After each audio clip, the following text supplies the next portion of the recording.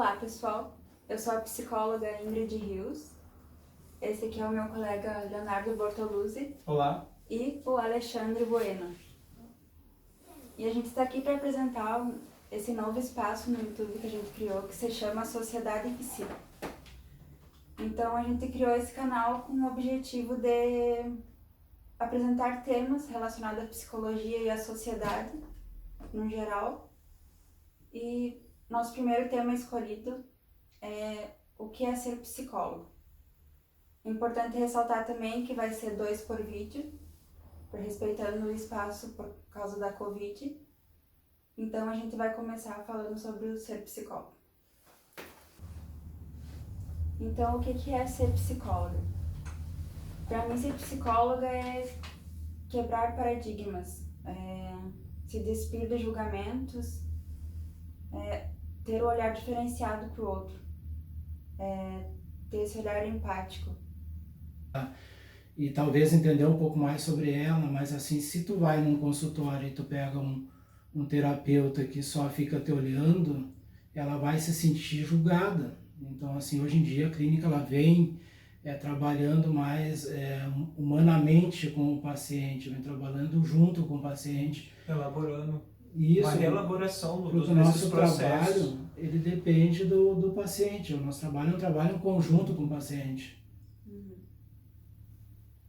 Eu acho que fica muito pejorativo essa imagem nossa, pelo processo da sociedade mesmo construir isso nosso, de sempre diagnosticar ou algo assim. Parece que as pessoas precisam de um diagnóstico ou precisam, e fica com aquela coisa, é somente de louco. Ninguém fica falando assim, eu fui num psicólogo.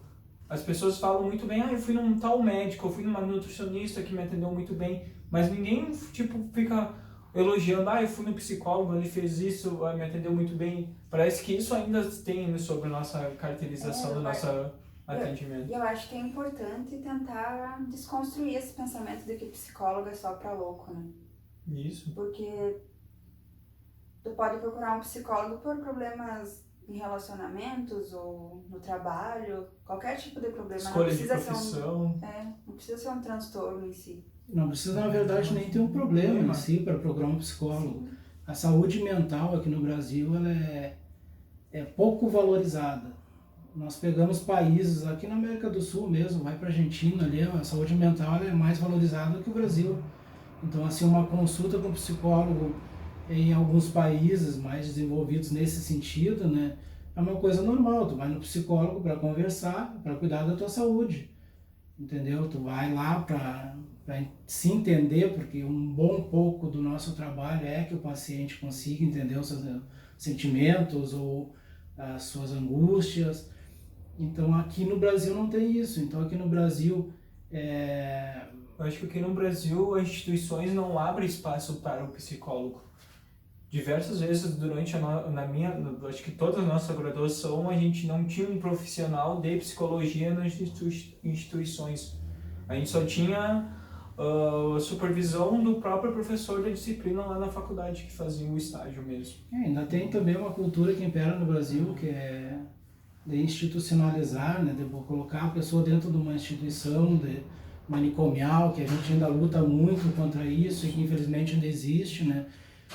Que aquele que vai cuidar da saúde mental, ele está com algum problema, e se ele está com algum problema, ele é louco. Então, isso aí nós temos que lutar contra, é para isso que nós estamos trabalhando também bastante. E é difícil construir uma rede que apoie também esses pacientes que estão institucionalizados, né?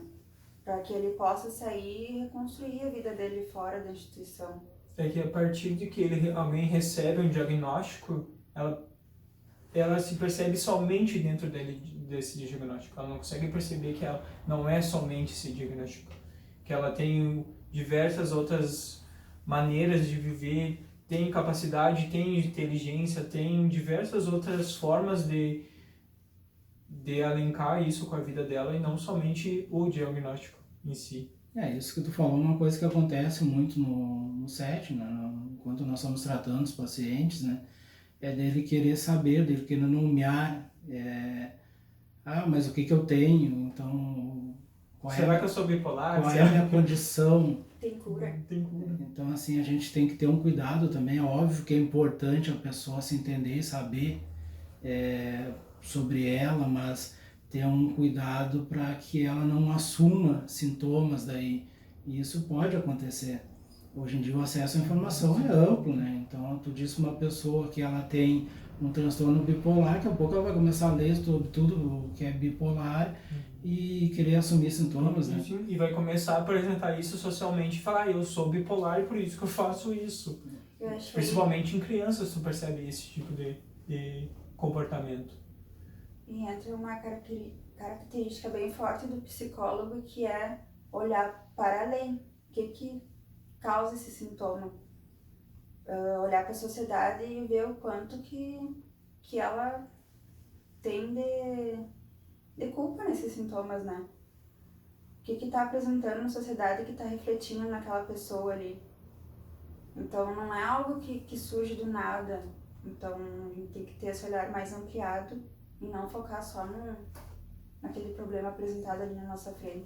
Sim, a pessoa ela tem que entender que aquilo ali não surge de uma hora para outra, uma construção. Então, uma construção é uma das coisas que o terapeuta, dentro do setting, falando, né, ele vai tentar entender como que chegou até aqui. Então, daí, para isso, vamos tentar entender a história do paciente, né, tudo o que aconteceu na vida deles, tudo que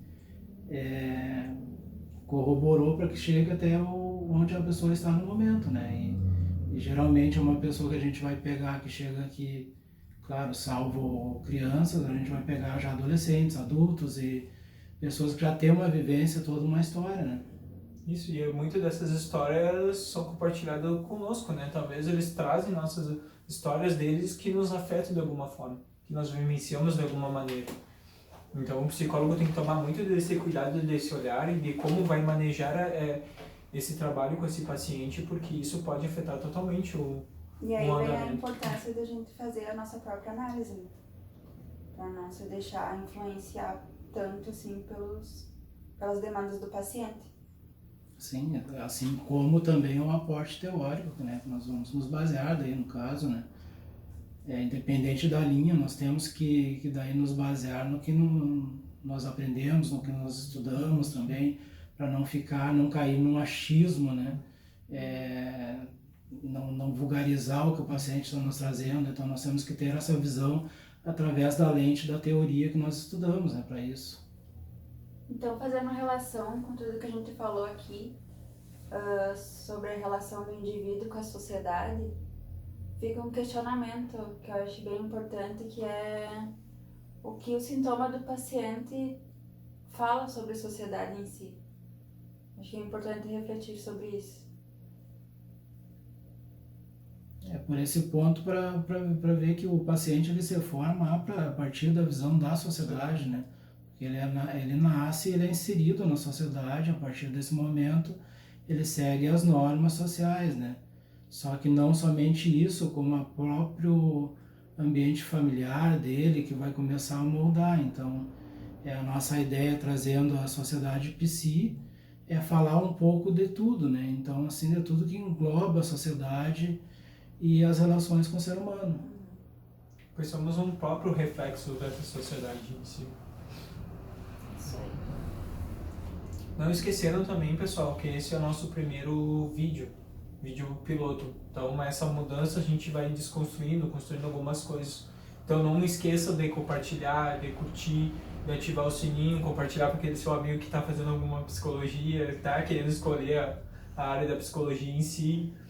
E segue lá no Instagram, sociedade.psi, e também no Facebook.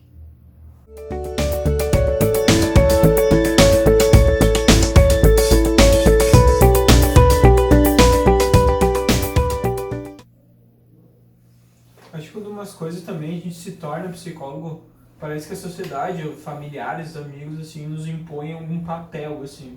Parece que a gente não consegue mais se divertir, parece que a gente não pode ficar mais brabo, não pode ter mais ansiedade, receios, ansioso. Parece que a gente pega assim e ganha os poderes, assim, pelos poderes de psicologia, eu tenho força, tipo, mais ou menos isso. Aí vem aquelas frases, né? Nossa, tá tão estressado, nem parece psicóloga. A gente tem poderes sobrenaturais no nosso corpo, a gente controla tudo. O psicólogo, antes de ser psicólogo, é um ser humano, né? Como qualquer outro. Então, nós temos as nossas fraquezas. Claro que, como nós ressaltamos no vídeo, né? No momento do atendimento, no momento do trabalho dentro de uma empresa, no momento que tu está no hospital, acompanhando o paciente, tu está através do teu aporte teórico, mas tu não deixou de ser uma pessoa também, tu também vai sofrer junto com o paciente, tu também vai sentir, tu também muitas vezes vai dar risada de alguma coisa que o paciente falou.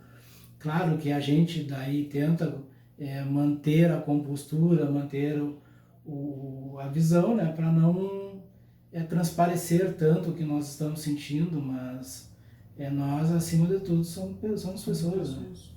E a gente vai construindo essa relação, é como se fosse uma pintura, alguma coisa, a gente vai pincelando e vamos ver o que vai se transformando essa construção.